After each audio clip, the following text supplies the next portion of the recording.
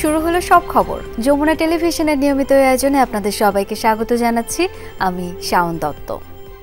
আগামী জাতীয় সংসদ নির্বাচনকে সুষ্ঠু ও উৎসবমুখর করতে সেনাবাহিনীর সহযোগিতা কামনা করলেন প্রধান উপদেষ্টা ডক্টর মোহাম্মদ ইউনূস। প্রশংসা করলেন গণ অভ্যুত্থান পরবর্তী সংকট উত্তরণে সেনাবাহিনীর ভূমিকার। সকালে ডিফেন্স সার্ভিসেস কমান্ড ও স্টাফ কলেজের কোর্স 2025-এর গ্র্যাজুয়েশন সেরেমনিতে এসব কথা বলেন তিনি। কোর্স সম্পন্নকারী অফিসারদের অর্জিত জ্ঞান ও অভিজ্ঞতা কাজে লাগিয়ে দেশ ও জাতির কল্যাণে ভূমিকার আহ্বান জানান ডক্টর ইউনূস। বাংলাদেশ ছাড়াও এবছর ডিএসসিএসসি কোর্স অংশ নেন চীন, তুরস্ক, ভারত, পাকিস্তান সহ 24 দেশের 311 জন সামরিক কর্মকর্তা। সামরিক বাহিনী কমান্ড ও স্টাফ কলেজ কোর্স 2025 গ্র্যাজুয়েশন সনদ বিতরণ অনুষ্ঠান। এতে যোগ দেন বাংলাদেশ সহ বিভিন্ন দেশের সামরিক বাহিনীর কর্মকর্তা ও ঢাকায় নিযুক্ত বিভিন্ন দেশের রাষ্ট্রদূত। সকালে মিরপুর সেনানিবাসে ডিফেন্স সার্ভিসেস কমান্ড ও স্টাফ কলেজ অডিটোরিয়ামে আয়োজিত গ্র্যাজুয়েশন সেরেমনিতে যোগ দেন প্রধান উপদেষ্টা ডক্টর মোহাম্মদ ইউনূস। এ সময় কোর্স সম্পন্নকারী অফিসারদের হাতে সনদ তুলে দেন তিনি। সংশ্লিষ্ট কর্মকর্তাদের শুভেচ্ছা জানিয়ে ডক্টর ইউনূস বলেন, ফেব্রুয়ারির নির্বাচনকে সুষ্ঠু, উৎসবমুখর ও আনন্দময় করতে সেনাবাহিনীর সহযোগিতা প্রয়োজন। So now the time for election, we are looking forward to it. And we announced the date for February, first half of February. Again, we need the support from our armed forces because it is a big undertaking. Coming from an uprising, moving to an election, which is a very peaceful kind of celebration, mood of happiness. এ সময় জুলাই গণ অভ্যুত্থানে সেনাবাহিনীর ভূয়সী প্রশংসা করেন প্রধান উপদেষ্টা। বলেন, সেনাবাহিনী সঠিক সময়ে সঠিক সিদ্ধান্ত নিয়েছে। But lucky for Bangladesh, their armed forces stood together all the way, and that's why we could move forward with the implementation, all the aspirations and hopes of the nation. Course সম্পন্নকারী অফিসাররা জানান, অর্জিত জ্ঞান ও অভিজ্ঞতা দেশের সংকটময় মুহূর্তে ভূমিকা রাখতে সাহায্য করবে। এবং ডেফিনেটলি আমি বলবো যে এই কোর্স, এই প্রশিক্ষণের পরে আমি আমার নিজের নলেজকে অনেক বাড়াতে পেরেছি। আমি একটা মাল্টি কালচারাল একটা পরিবেশে আমি কোর্সটা প্রশিক্ষণটা সম্পন্ন করেছি। This is first time for me. I work with Navy and Army and Air Force together in the joint syndicate. So a lot of experience. খুবই কম্পিটিটিভ কোর্স এবং একটা মাল্টি ন্যাশনাল এনভায়রনমেন্ট আছে যেখানে আমরা অন্যান্য দেশ সম্পর্কেও বেশ ধারণা পেয়ে থাকি। My experience has enhanced my joint planning, multidimensional planning, and overall it has given me teamwork. Cultural exchange এবং প্রফেশনাল টেকনিক্যাল যে এক্সচেঞ্জ হয়েছে, এটা আসলে ভাষায় প্রকাশ করার মতো না। এটা আমাদেরকে অনেক এনরিচ করেছে।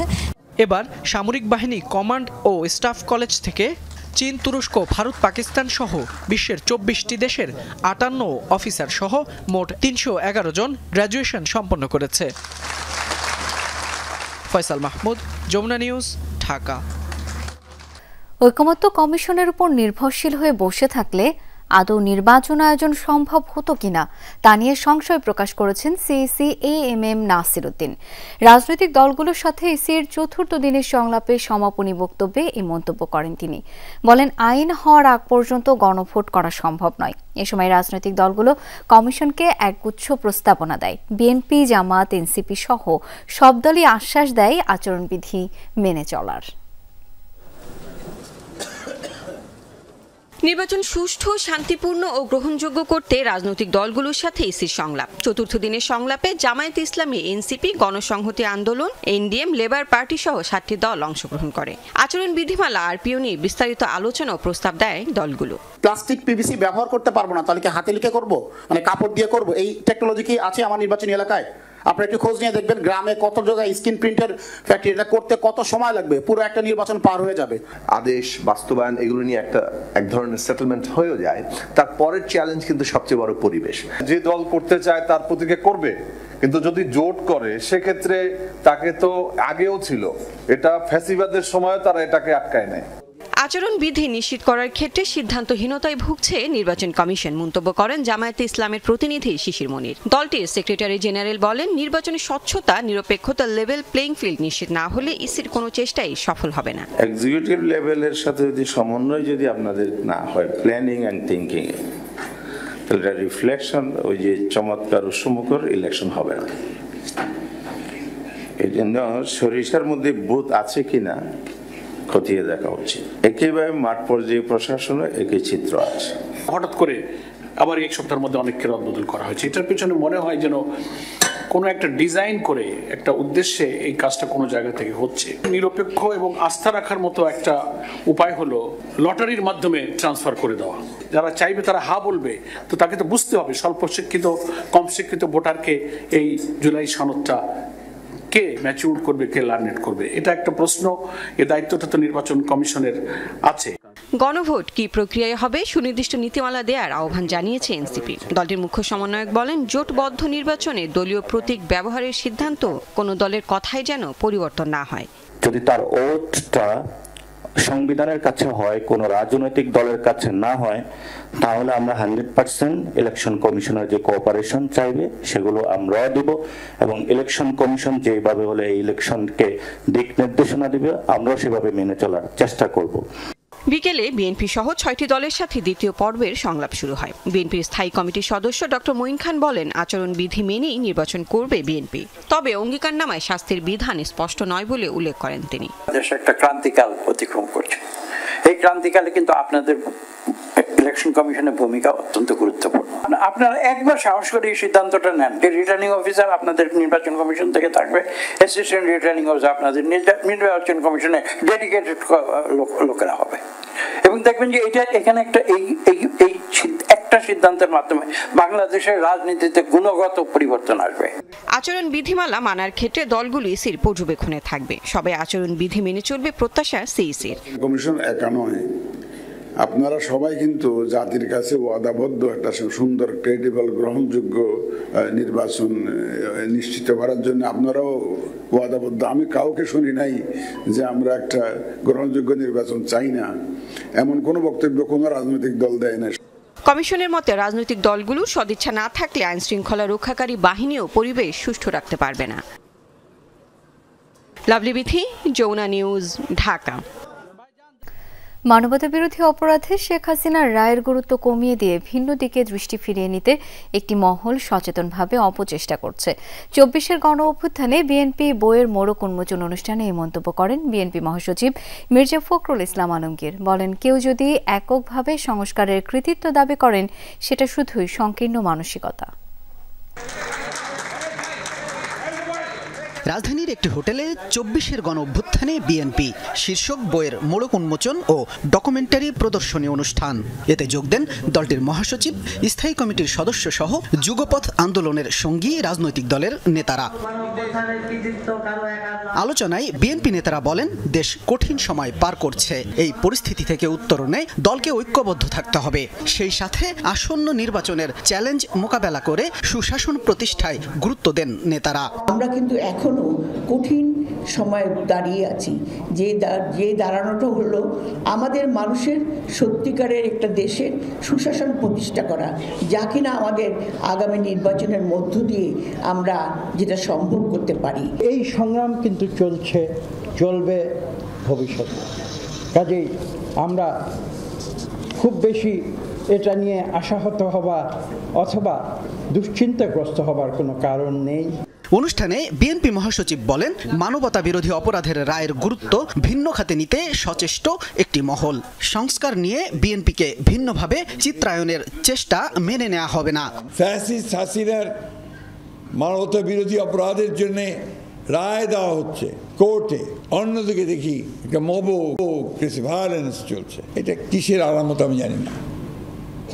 আমি তো মনে করি যে ওই রায়ের যে গুরুত্ব সেটাকে কমিয়ে দেওয়ার জন্য একটা বিশেষ মহল ভিন্ন খাতে বিশ্ব দৃষ্টিকে নেওয়ার জন্য এই কাজগুলো করে বন্ধু। মির্জা ফখরুল বলেন, বাংলাদেশকে ব্যর্থ রাষ্ট্রে পরিণত করতে না চাইলে দেশকে গণতন্ত্রের পথে ফেরাতে হবে। সেজন্য গণতন্ত্রে বিশ্বাসী সব দলকে ঐক্যবদ্ধ থাকার আহ্বান জানান তিনি। আমাদেরকে আজকে বাংলাদেশের সত্যিকার অর্থেই যদি আমরা সাস্টেইনেবল হতে চাই, একটা ব্যবস্থা তৈরি করতে চাই, ব্যর্থ রাষ্ট্রে পরিণত হতে না চাই, তাহলে গণতন্ত্রকে আমাদের এখানে নারিশ করতে হবে, তাকে প্রতিপালন করতে হবে, গণতান্ত্রিক প্রতিষ্ঠানগুলোকে নির্মাণ করতে হবে। কোন দল কে জিতলো কে হারলো ইটস নট ইম্পর্টেন্ট, ইম্পর্টেন্ট হচ্ছে যে আমাদের গণতান্ত্রিক প্রতিষ্ঠানটা শক্তিশালী হলো কিনা। শুধু ২৪ নয়, বিগত ১৬ বছর ধরে বিএনপি সহ সব দলের ফ্যাসিবাদ বিরোধী আন্দোলনের ইতিহাস তুলে ধরার আহ্বান জানান বিএনপি মহাসচিব। ১৫-১৬ বছরের যে ফ্যাসিবাদ বিরোধী যে আন্দোলন। শামীম রেজা, যমুনা নিউজ, ঢাকা। ভারত বধের পর হামজা ইংল্যান্ডে, সমিত সিলেটে আর বাকিরা যে যার ক্লাবে গেছেন। হেড কোচ হ্যাভিয়ার ক্যাব্রেরা রাতে ধরছেন স্পেনের ফ্লাইট। পরের মিশন সিঙ্গাপুরের জন্য আগামী বছর ৩১ মার্চ পর্যন্ত অপেক্ষা। এদিকে ভারত বধের জন্য পুরো দলকে কোটি টাকার উপরে বোনাস দিতে যাচ্ছে ফুটবল ফেডারেশন। রাতে স্বস্তির ঘুম শেষে বাংলাদেশ দলের টিম হোটেলে ভারত বধের রেশ তখনও কাটেনি। কিউবা মিচেল, শ্রাবণরা হোটেল ত্যাগ করে নিজ নিজ ক্লাবে গেছেন। আগামী সপ্তাহেই শুরু হচ্ছে ঘরোয়া ফুটবল, তাই অবসর নেই। যাবার আগে হেড কোচের সঙ্গে এ বছরের শেষ দেখাটা করলেন। রাতে ক্যাব্রেরা নিজেও ধরবেন স্পেনের ফ্লাইট। প্রথমবারের মতো জাতীয় দলের সুযোগ পেয়েই জয় দেখাটা কিউবা মিচেলের সেরা অনুভূতি। The coach gave me a good tip. He just says just be learning all the time, keep watching the senior players and watch what they do and pick things up, and I think that's what I've tried to do. So as far as that's kind of the biggest thing I've took from players like Hamza and Shamit. Hamza Chowdhury ভোরেই দেশ ছেড়েছেন নিজ ক্লাবের উদ্দেশ্যে। যাবার আগে বাফুফেতে নারী ফুটবলারদের সময় দিয়েছেন। হাউসটাকে একটা চিত্রাঙ্কন দিয়ে যেটাকে বলা হয় সেটা সাজানো হচ্ছে, সেটাই জাস্ট দেখানো। ওখানে ওরা গিয়েছিল, হামজা, সমিত আর জামাল সহ প্রেসিডেন্ট ছিলেন আর ভাইস প্রেসিডেন্ট ছিলেন। মেয়েদের টিমের যারা মেয়েরা ছিলেন, সি অফ করার আগে দেখে যাওয়া হামজার যে আমরা আসলে চেষ্টা করছি। ম্যাচ জয়ের পর টিম হোটেলে ফুটবলারদের সঙ্গে বাফুফে সভাপতি ডিনার করেছেন। সেখানেই দিয়েছেন বড় বোনাসের প্রতিশ্রুতি। পুরস্কারটার ঘোষণা করার পরে আরও উজ্জীবিত হয়ে যায় যে যাক, আমরা একটা রিওয়ার্ড পেলাম, ঘোষণা পেলাম, রিওয়ার্ড পেলাম। ঠিক পাশেই ছিলেন আমাদের প্রেসিডেন্ট তাবিজ আউল সাহেব। তো ওনার দিকে যখন প্লেয়ারে গেছে যে উনি 2 কোটি বললে, তো উনি প্রেসিডেন্ট 2 কোটি বলছে, আমরা আরও চাই আপনার কাছে।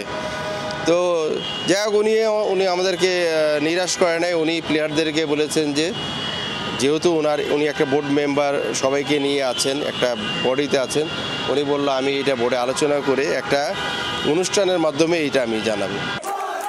জাতীয় দলের আবার ম্যাচ প্রায় 4 মাস পর। আগামী বছর 31 মার্চ সিঙ্গাপুরের মাটিতে এএফসি এশিয়ান কাপ বাছাই পর্বের শেষ ম্যাচ। ততদিন পর্যন্ত অপেক্ষাতেই থাকতে হচ্ছে হামজা চৌধুরীর খেলা দেখার। মেহেদি নাইম, যমুনা স্পোর্টস, ঢাকা। সব খবর থেকে নিচ্ছি ছোট্ট একটা বিরতি, সঙ্গেই থাকুন।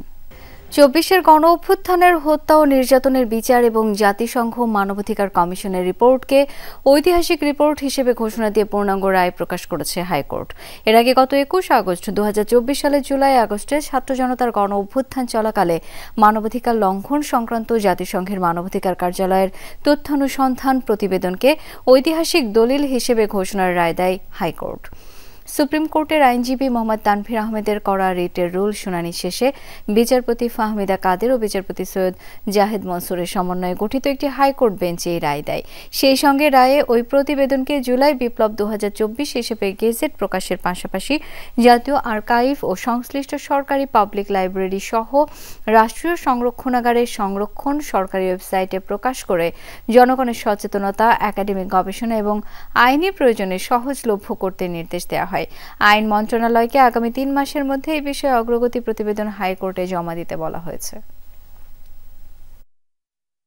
জুলাই আন্দোলনের সময় আশুলিয়ায় 6 জনের মরদেহ পোড়ানোর মামলায় সাবেক এমপি সাইফুল ইসলাম সহ 16 আসামির বিরুদ্ধে ট্রাইব্যুনালে সাক্ষ্য দিয়েছেন এই মামলার রাজসাক্ষী এসআই শেখ আফজালুল হক। আজকের মতো তার জেরা শেষ হয়েছে। জবানবন্দিতে আফজালুল বলেন, ওসি সায়েদ ও এএসআই বিশ্বজিৎ সহ কয়েকজন পুলিশ সদস্য মিলে আশুলিয়া থানার সামনে গুলি করে 6 জনকে হত্যা করে। পরবর্তীতে তাদের মরদেহ পিকআপ ভ্যানে তুলে পেট্রোল ঢেলে পুড়িয়ে দেয়।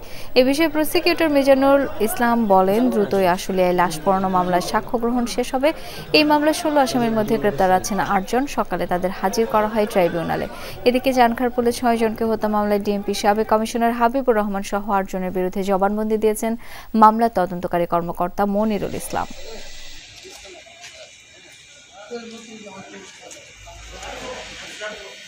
আশুলিয়ায় 6 জনকে পুড়িয়ে দাও, সেই মামলায় আজকে আমরা রাজসাক্ষী এসআই আফজালুল হক শেখ আফজালুল হকের জবানবন্দি গ্রহণ করেছি। আগামীকাল সকাল 10:30 অনারেবল ট্রাইব্যুনাল বাকি জেরার জন্য সময় নির্ধারণ করেছেন। বিদ্যুৎ চুক্তি নিয়ে উচ্চ আদালতের তদন্ত প্রতিবেদন না পাওয়া পর্যন্ত ভারতের আদানি গ্রুপ সিঙ্গাপুরে সালিসি আদালতে কার্যক্রম চালাতে পারবে না, এমন নিষেধাজ্ঞা দিয়েছেন হাইকোর্ট। রিটকারী ব্যারিস্টার আব্দুল কাইমের আবেদনের প্রেক্ষিতে বিচারপতি বজলুর রহমানের নেতৃত্বাধীন বেঞ্চে এই আদেশ দেওয়া হয়। এর আগে রিট আবেদনের প্রেক্ষিতে সরকারকে আদানি গ্রুপের সঙ্গে চুক্তিতে কোনো দুর্নীতি হয়েছে কিনা তা খুঁজে বের করতে সংশ্লিষ্ট সংস্থাকে দিয়ে তদন্ত করতে এবং 3 মাসের মধ্যে আদালতে প্রতিবেদন জমা দিতে বলেন হাইকোর্ট। তখন সরকারের সংশ্লিষ্ট কর্তৃপক্ষকে এই সময়ের মধ্যে চুক্তি সম্পাদনের প্রক্রিয়া সংক্রান্ত নথি দাখিল করতেও বলা হয়। একই সঙ্গে আদানি গ্রুপের সঙ্গে করা চুক্তি কেন অবৈধ ঘোষণা করা হবে না জানতেও রুল জারি করেন হাইকোর্ট। এদিকে আদানির সাথে অসম বিদ্যুৎ চুক্তি সম্পাদনের পূর্বের যে সমস্ত প্রতিবেদন এখন পর্যন্ত হাইকোর্টে এসেছে তাতে অনেক অসঙ্গতি রয়েছে বলে জানানো হয়েছে। আমাদের যুক্তিতর্কে সন্তুষ্ট হয়ে যেই তদন্ত কমিটি গঠন করা হয়েছিল সেই তদন্ত রিপোর্টটা দাখিল করা পর্যন্ত আদানি গ্রুপ কোনো ধরনের আরবিট্রেশন যেন শুরু করতে না পারে তার উপর একটা অন্তর্বর্তীকালীন নিষেধাজ্ঞা দিয়েছে। বিজয় দিবস নিয়ে কোনো আতঙ্ক অস্থিরতা নেই বলে জানিয়েছেন স্বরাষ্ট্র উপদেষ্টা জাহাঙ্গীর আলম চৌধুরী। তবে গত বছরের মতো এবারও কুচকাওয়াজ হবে না। বুধবার সচিবালয়ে এই সংক্রান্ত আইন শৃঙ্খলা কমিটির বৈঠক শেষে সাংবাদিকদের এসব কথা জানান স্বরাষ্ট্র উপদেষ্টা। তিনি আরও বলেন, বিজয় দিবস আয়োজন করে থাকে মুক্তিযুদ্ধ বিষয়ক মন্ত্রণালয়। স্বরাষ্ট্র মন্ত্রণালয় আইন শৃঙ্খলা নিশ্চিত করে। তিনি বলেন, এবারও সবাই ভালোভাবে বিজয় দিবস উদযাপন করতে পারবে। এবারও কর্মসূচিতে কোনো পরিবর্তন নেই। শেখ হাসিনার রায়কে কেন্দ্র করে দেশে কোনো অস্থিরতা নেই বলে উল্লেখ করেন তিনি। ভোরের কাগজের অনলাইন সম্পাদককে মধ্যরাতে ডিবি পুলিশ তুলে নেওয়ার বিষয়ে স্বরাষ্ট্র উপদেষ্টা বলেন, অনুসন্ধানের পরেই বিস্তারিত বলা যাবে। এই রায় দেওয়ার পরে কোন রকমের অস্থিরতার সৃষ্টি হয় নাই এবং বিজয় দিবসেও কোন রকমের অস্থিরতার কোনো সম্ভাবনা নাই। কোন কর্মসূচিও কোনো ধরনের পরিবর্তন নেই। সব কর্মসূচি আগে যেভাবে হয়েছে এখনো একইভাবে হবে, বরঞ্চ আগের থেকে আরো বেশি হবে। শুধু গতবারও আমাদের প্রেড হয় না, এবারও আমাদের প্রেডটা হচ্ছে। আধিপত্য বিস্তার এবং রাজনৈতিক কোন্দলের জের ধরে হত্যা করা হয়েছে পল্লবীর যুবদল নেতা গোলাম কিবরিয়াকে। মিরপুরে আন্ডারওয়ার্ল্ডের কথিত 4 স্টার গ্রুপ এই হত্যাকাণ্ডে জড়িত বলে ধারণা র্যাবের। হত্যার অন্যতম হোতা পাতা সোহেল সহ 2 জনকে গ্রেপ্তারের পর এমন তথ্য জানিয়েছেন র্যাব 4-এর অধিনায়ক lieutenant colonel Mohammad Mahbub Alam. 17 November এভাবেই গুলি করে হত্যা করা হয় পল্লবী থানা যুব দলের সদস্য সচিব গোলাম কিবরিয়াকে। সিসি ফুটেজে দেখা যায় 3 জন শুটার কিলিং মিশনে সরাসরি অংশ নিয়েছে। খুনের পর পালিয়ে যাওয়ার সময় এক কিলারকে আটক করে এলাকাবাসী। একদিন পর মঙ্গলবার পল্লবী থানায় হত্যা মামলা করেন কিবরিয়ার স্ত্রী। আশুলিয়ার বিরুলিয়া থেকে মনির হোসেন ওরফে সোহেল ওরফে পাতা সোহেলকে গ্রেপ্তার করে র্যাব 4। পরে হত্যায় জড়িত আরেক সন্ত্রাসী সুজন ওরফে বুক পোড়া সুজনকেও গ্রেপ্তার করা হয়। পাতা সোহেলই তাদেরকে, যারা শুটার তাদেরকে অর্থ সরবরাহ করেছিল, বাট পাতা সোহেল আসলে কোন জায়গা থেকে অর্থ পেয়েছে বা কে নির্দেশদাতা এটা এখনো আমরা ক্লিয়ার না। এর আগে যাদের সাথে ওনার সক্ষতা ছিল এই রাজনৈতিক মেরুকরণের পরে সেই সক্ষতাটার এগেনস্টে তিনি কাজ করছিলেন। বেসিক্যালি বিভিন্ন জায়গায় চাঁদাবাজি কিংবা মাদক ব্যবসা এগুলাতে তার সাপোর্ট ছিল না। বুধবার এক ব্রিফিংয়ে জানানো হয় চাঞ্চল্যকর এই হত্যাকাণ্ডের সাথে 4 স্টার গ্রুপের সদস্যরা জড়িত। 4 স্টার নামক মানে 4 জন স্টার, সন্ত্রাসী মামুন, কিলার ইব্রাহিম, সন্ত্রাসী শাহাদাত, সন্ত্রাসী মুক্তার, এদের ছত্রছায়ায় কিংবা এদের এদের নির্দেশে মিরপুরের বিভিন্ন এলাকায় বিভিন্ন সময় যে সকল অরাজকতা বা সন্ত্রাসী কার্যক্রমগুলো করা হয় তাদের একটা মদত রয়েছে বলে আমরা জানতে পেরেছি। পাতা সোহেল ও বুক পোড়া সুজন কিলিং মিশনে সরাসরি অংশ না নিলেও আন্ডারওয়ার্ল্ড কানেকশনে এই হত্যাকাণ্ড বলে জানায় র্যাব। অভিযান চলমান, আমরা আশা করি এই ঘটনা। রাব্বি সিদ্দিকী, যমুনা নিউজ, ঢাকা। মালয়েশিয়া শ্রম বাজারে সিন্ডিকেট বন্ধে দেশটির দেয়া শর্ত শিথিল করতে চিঠি দিয়েছে বাংলাদেশ, জানিয়েছেন প্রবাসী কল্যাণ উপদেষ্টা ডক্টর আসিফ নজরুল। রাজধানীর একটি হোটেলে ওভারসিজ এমপ্লয়মেন্ট প্ল্যাটফর্মের উদ্বোধন অনুষ্ঠানে এই তথ্য জানান তিনি। বলেন, মালয়েশিয়া থেকে কর্মী নিয়োগের বিষয়ে সম্প্রতি যে 10টি শর্ত দেওয়া হয়েছে তার মধ্যে কয়েকটি শর্তের বিষয়ে বাংলাদেশ শক্ত আপত্তি জানিয়েছে। একই সাথে শর্তগুলো পূরণের সময় বাড়ানোর দাবি জানানো হয়েছে। তিনি আরও বলেন, মালয়েশিয়ার কর্তৃপক্ষ এই বিষয়গুলো বিবেচনা করার আশ্বাস দিয়েছে, তবে শর্ত শিথিল না করা পর্যন্ত এবং শ্রমবাজার যথাসম্ভব সব এজেন্সির জন্য উন্মুক্ত না হওয়া পর্যন্ত দেশটির সাথে যোগাযোগ ও কূটনৈতিক আদান প্রদান অব্যাহত থাকবে। মালয়েশিয়া থেকে যে 10টা শর্ত দিয়েছে, কয়েকটা শর্তের ব্যাপারে আমরা স্ট্রং আপত্তি জানিয়েছি এবং আমরা বলেছি ডেডলাইনও এক্সটেন্ড করতে হবে।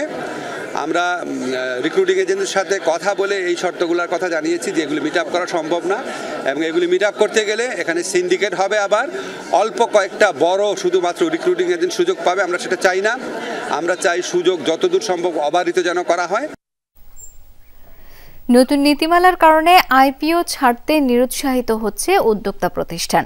ব্রোকারেজ অ্যাসোসিয়েশন আয়োজিত সেমিনারে এমন মন্তব্য করেছেন ঢাকা স্টক এক্সচেঞ্জের চেয়ারম্যান মমিনুল ইসলাম। আলোচনায় অংশ নেন স্টক ব্রোকার, বিনিয়োগকারী, মার্চেন্ট ব্যাংকাররা। বলেন, জটিল ও দীর্ঘ প্রক্রিয়ার কারণে বহুজাতিক কোম্পানিগুলো আইপিও ছাড়ার কার্যক্রম থেকে মুখ ফিরিয়ে নিয়েছেন। দেশীয় প্রতিষ্ঠান তালিকাভুক্ত করতে প্রয়োজন সহজ নীতিমালা। সেমিনারে বক্তারা অভিযোগ করেন, আইপিও আবেদন যাচাইয়ের নামে বিড়ম্বনায় পড়ছে কোম্পানি। লক ইন থাকায় 6 মাস শেয়ার বিক্রি করা যাচ্ছে না, এতে বিনিয়োগকারীরা নিরুৎসাহিত হচ্ছেন।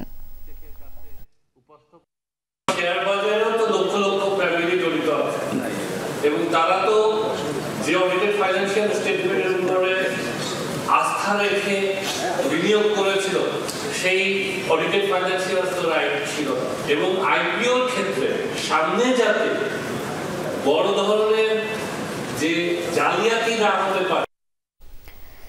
নতুন কেন্দ্র গড়ে তোলা না গেলে 2030 সালের চরম আকার ধারণ করবে বিদ্যুৎ সংকট। সমস্যার সমাধানে এখনই কার্যকর উদ্যোগ নেওয়া দরকার। বিদ্যুৎ খাত নিয়ে ইকোনমিক রিপোর্টার্স ফোরাম, ইআরএফ এবং পলিসি এক্সচেঞ্জ বাংলাদেশে আয়োজিত সেমিনারে এসব কথা বলেন আলোচকরা। জ্বালানি সংকটের কারণে বিনিয়োগ ও কর্মসংস্থান দুটোই হুমকির মুখে পড়বে বলে জানান ব্যবসায়ী নেতারা। তাই এই খাতে অর্থের যোগান বাড়াতে বিনিয়োগ নিরাপত্তা নীতির ধারাবাহিকতার গুরুত্ব দেন বিশ্লেষকরা।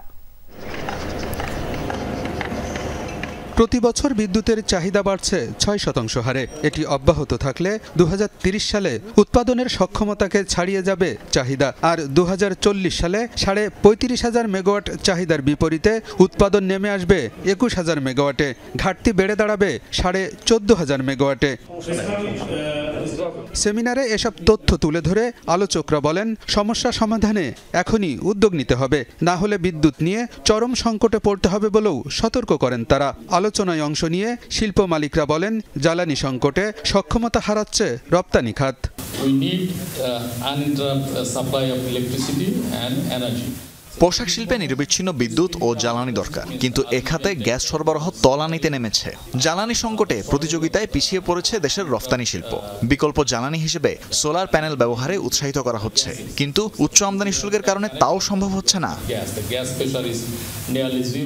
বিশ্লেষকরা বলছেন, বিদ্যুৎ সংকটের সমাধানে এখনই উদ্যোগ নিতে হবে।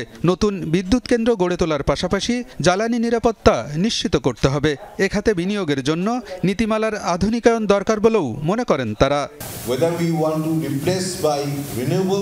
নতুন কোনো বিদ্যুৎ কেন্দ্র না হলে 2030 সালের পর দেশে চরম বিদ্যুৎ সংকট দেখা দিতে পারে। সংকট সমাধানে এখনই কার্যকর উদ্যোগ নিতে হবে। এখানে বিনিয়োগের জন্য পলিসি গাইডলাইন দরকার। পরবর্তী সরকারের জন্য বিদ্যুৎ জ্বালানির নিরাপত্তা নিশ্চিত করা বড় চ্যালেঞ্জ হবে।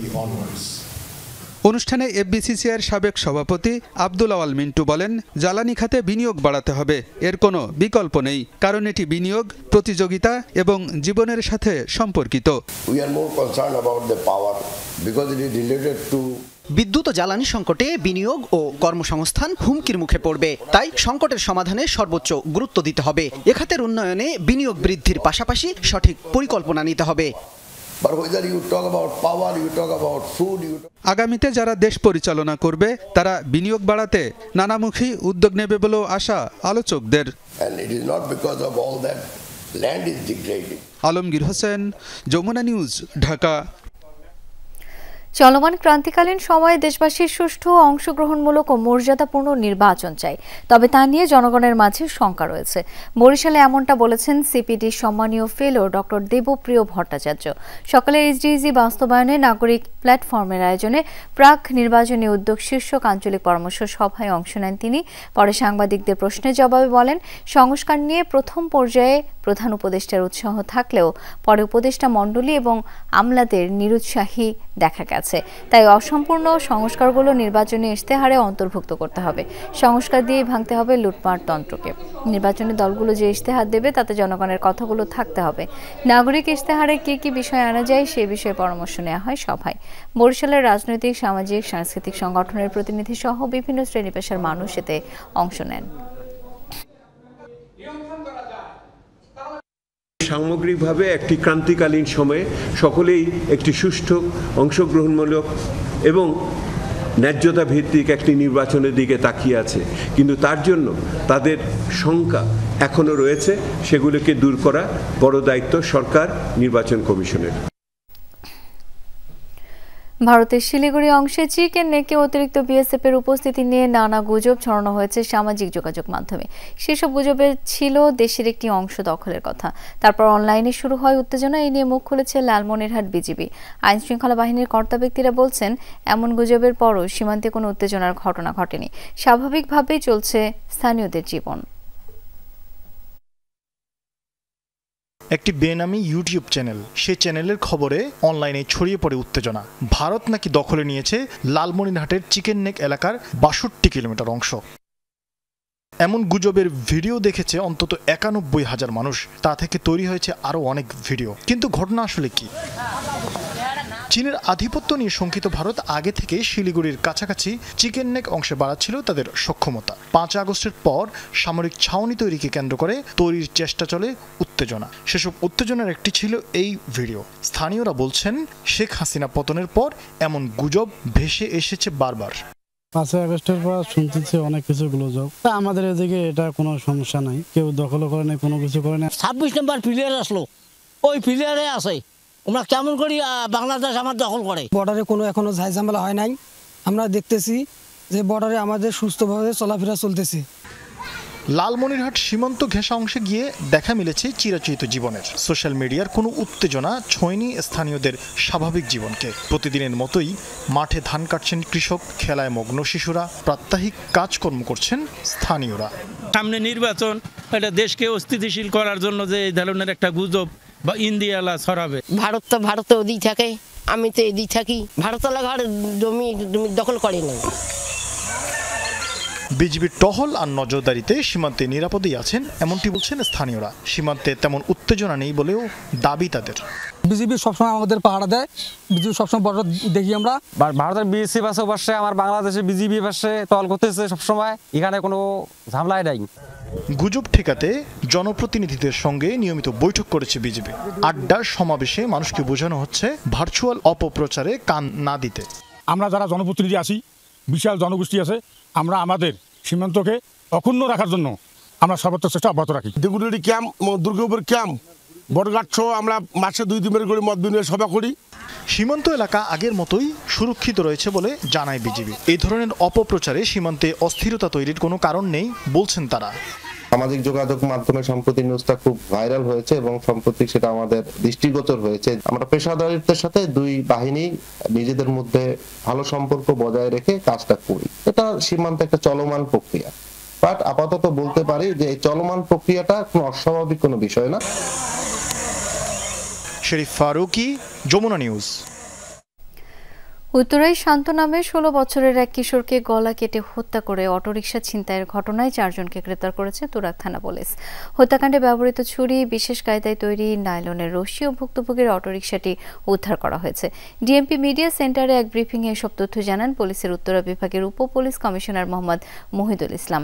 জানান পরিকল্পিতভাবে শান্তকে উত্তরা 17 নং সেক্টরের 7 নম্বর ব্রিজের কাছে নিয়ে যায় গ্রেপ্তারকৃতরা। কৌশলে ফাঁকা জমিতে নিয়ে গিয়ে রবিউল ইসলাম রানা নাইলনের রশি দিয়ে গলা চেপে ধরে এবং সামিদুল হক মনা ধারালো ছুরি দিয়ে গলা কেটে শান্তকে হত্যা করে।